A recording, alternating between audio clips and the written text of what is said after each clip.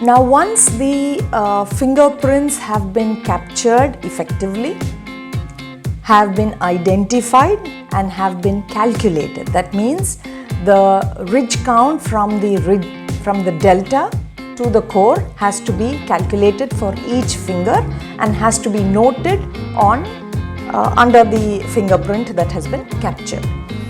Now, having got this kind of data about statistical data about each finger and what are the ridge counts on each finger, you notice that each finger has sometimes have the same pattern, sometimes have different patterns.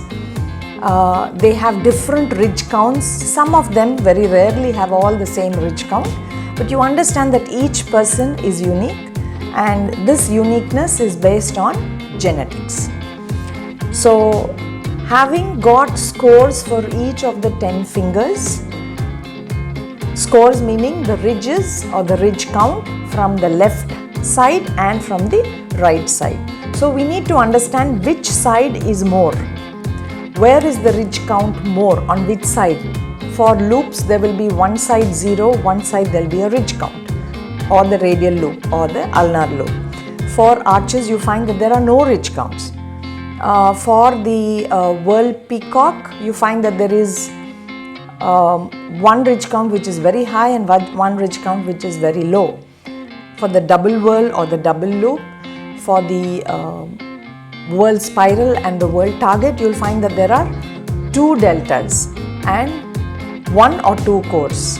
So, the ridges have to be counted from the delta to the core which is closest to it.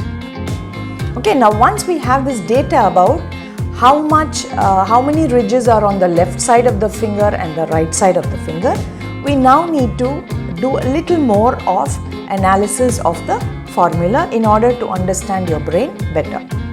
The first and foremost point is that you have to understand the speed of your brain.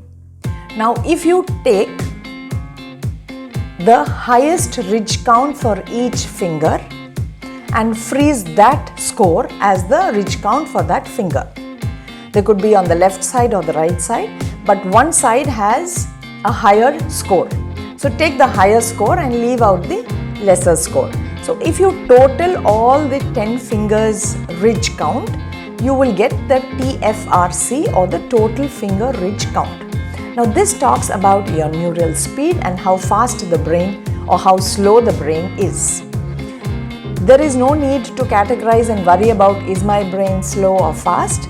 You just have to know how to use the brain in order to make it effective.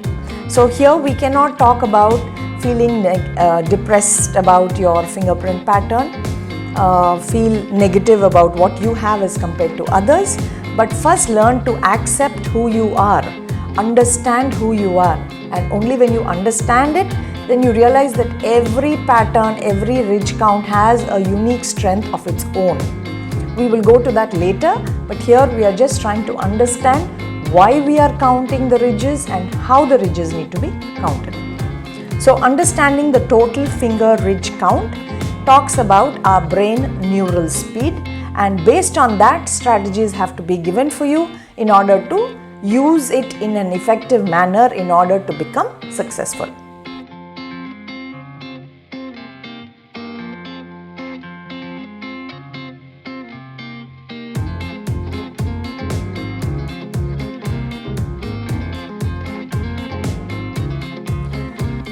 The second point is to see whether you have a creative brain or you have a logical brain. So, this means your left brain is logical, your right brain is creative. Now, in order to understand about the brain, you have to understand that the fingers or the hands are opposite connected.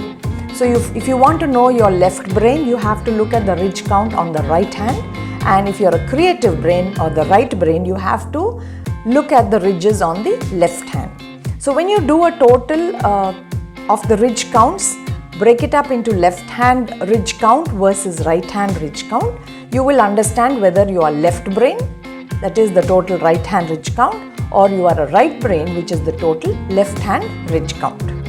I think you're clear with this, because you have to know whether you are left brain dominant or right brain dominant. For this, we count the ridges on the opposite hand.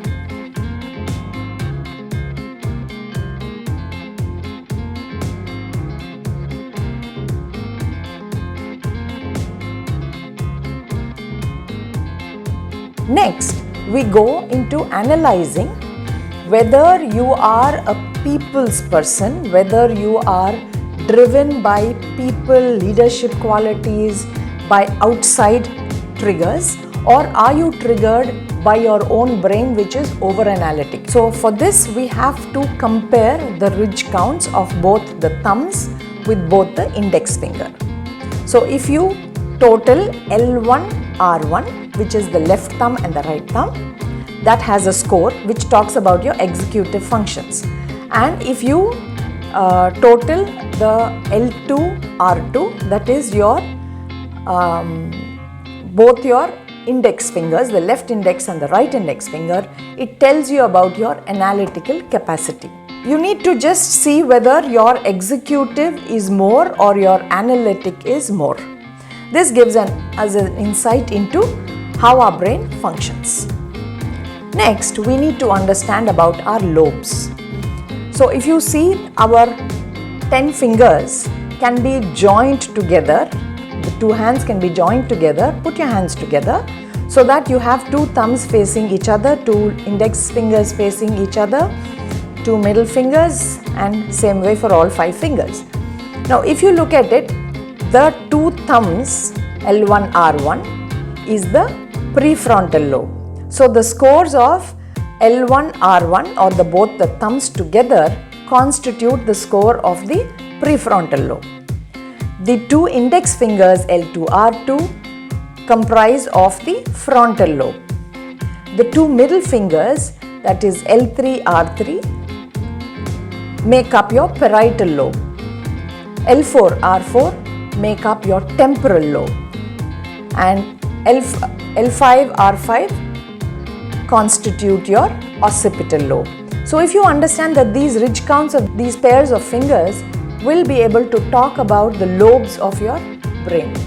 But here actually what we are doing is we are dividing the total by the ridge count into 100. So we convert the entire score into percentages in order to make comparisons between the lobes easily.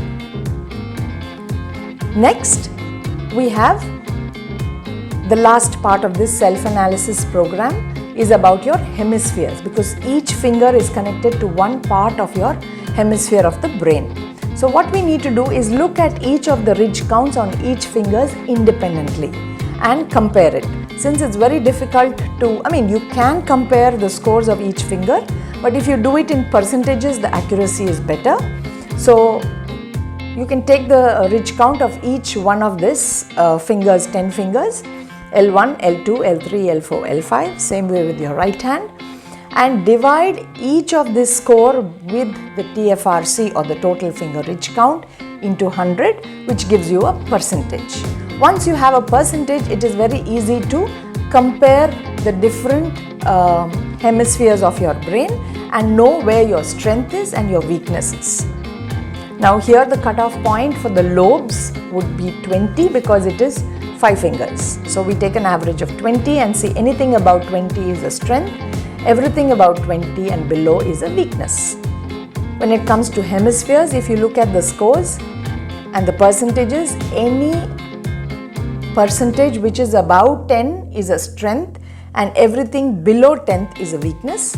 Again, you can look at this difference of the score to 10 and you can make sure how weak is the weakness and how strong is the weakness. Okay, so you need to be able to look at the percentages in order to analyze your own brain. I think this should conclude about how you need to capture the images and how you need to first make data ready for analysis, for interpretation to happen.